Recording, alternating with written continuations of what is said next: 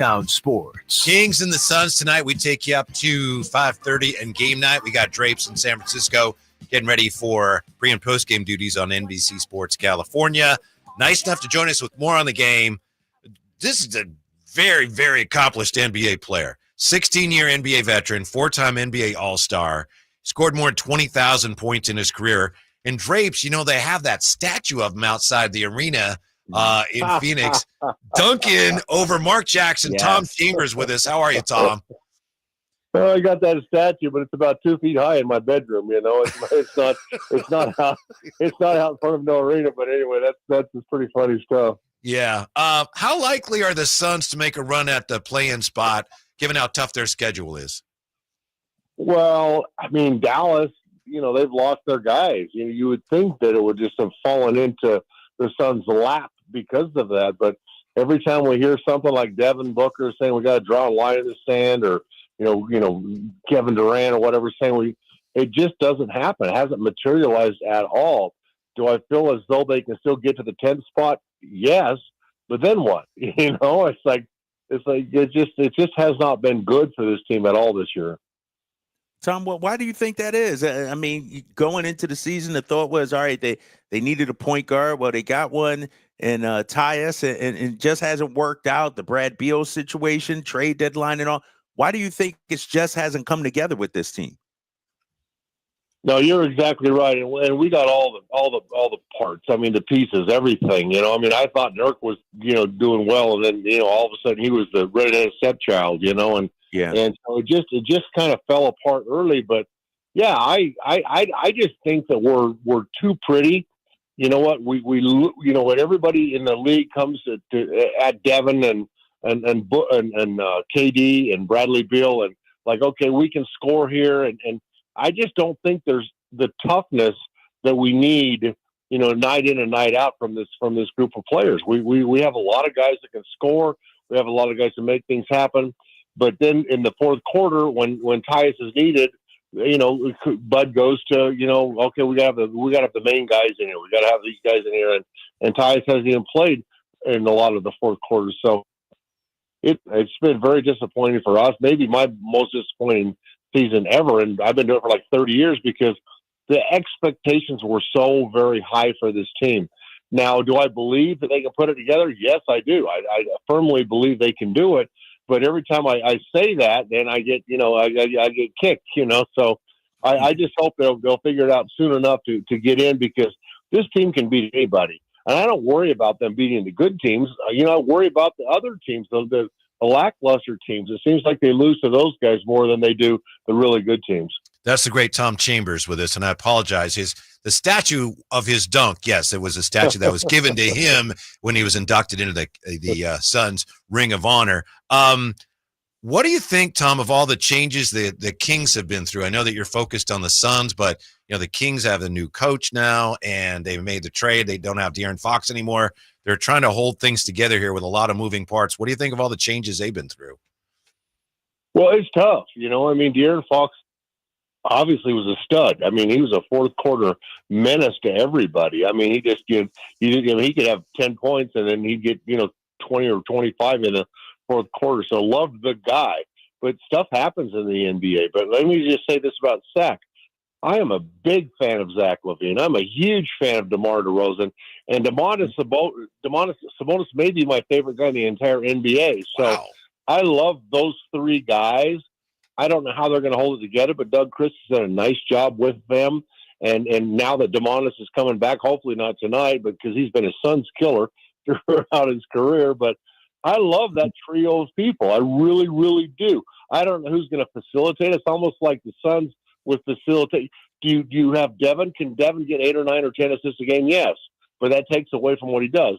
And Domantas can do the same thing. That guy, a lot of stuff runs through him when he's back. So when he's back and they're healthy, I mean, I like that team a lot, really a lot.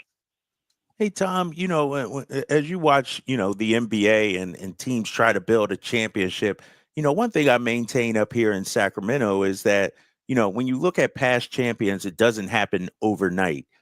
In your mind, How long does it take an organization to develop a new culture, to get what they, in college, they talk about, I need 4 recruiting classes and things like that. They used to say, what about in the NBA? How do you develop that culture at that championship level? Well, I don't think it's so you can't put your finger on it or you would just do it. I mean, you've got to have the guys buy into the coach and what they're. You saw that in Sacramento when Doug Christie took over. Everybody bought in. He made a few changes, and it seemed like they were going to be invincible. Then they get a couple injuries, and then De'Aaron Fox goes away. So things change. It's always something on the fly. But I mean, the guys have to be. It's almost like you have to have a Pat Riley who is saying, don't mess with my coach, because players in the NBA today, seems to me that they will, if they question stuff, the coach goes away before they go away, when I would like the coach to have more power. And I would like the coaches to be like old school stuff like, okay, you're not playing hard right now. I'm going to put in somebody here that's going to play hard. And it just doesn't seem like they can do that because they want to be on the good side of the stars in the NBA rather than being tough and doing what they need to do and not playing people like Pop would or like, obviously, Eric would do and Spoelstra would. You just got to be tougher on these guys and incentivize them to play harder and give it their all, because there's a lot of talented people in the league. And I just think that, for the Suns especially, they're not playing as hard as they need to. But the culture and stuff, I think it's an overrated word, in my opinion. But I just think that it's going to take, the whole thing from top to bottom.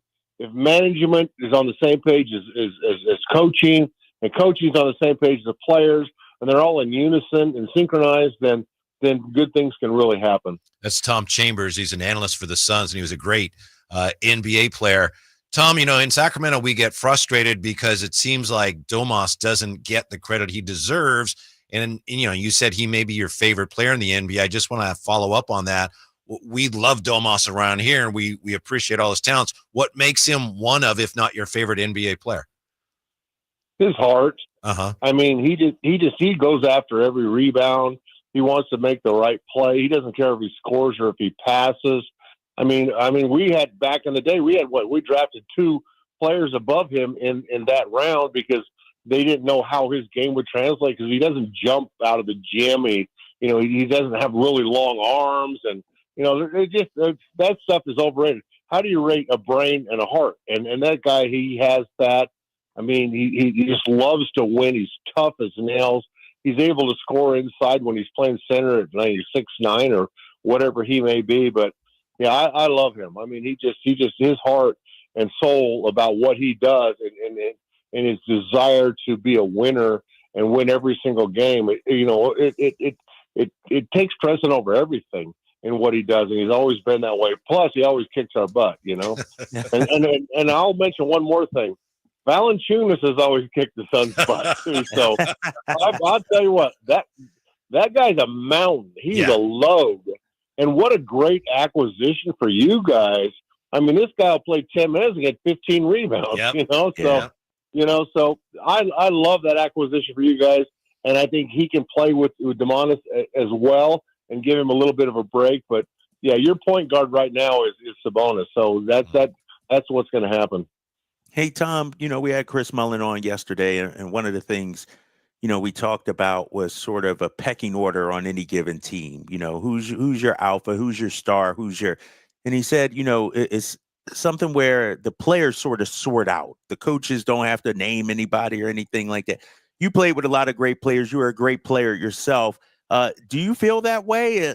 Does there need to be a pecking order, I guess, on a successful team where, all right, this is the guy. He's our alpha. He's the one we're following. Not so much. And I don't even know. I mean, when you talk about Chris Mullin, who was the guy? Mitch Richmond? Tim Hardaway? I mean, so I just think that you play hard. You're a leader of the team.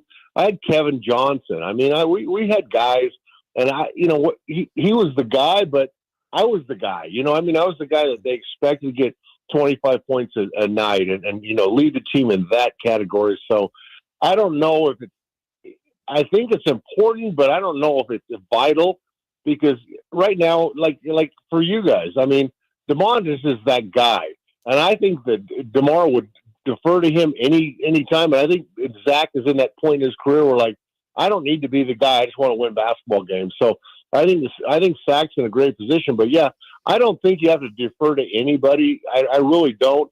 But I think guys know who the men are, and if you're vocal about it, I think it can be overrated when you're wanting to say, okay, I'm the Mount Rushmore of basketball. I'm the guy. I'm all of this. No, be humble about it. I mean, Steph Curry's the guy, and he's humble about it, and he just goes out there and does his job. So I think you lead by example as much as you do vocal.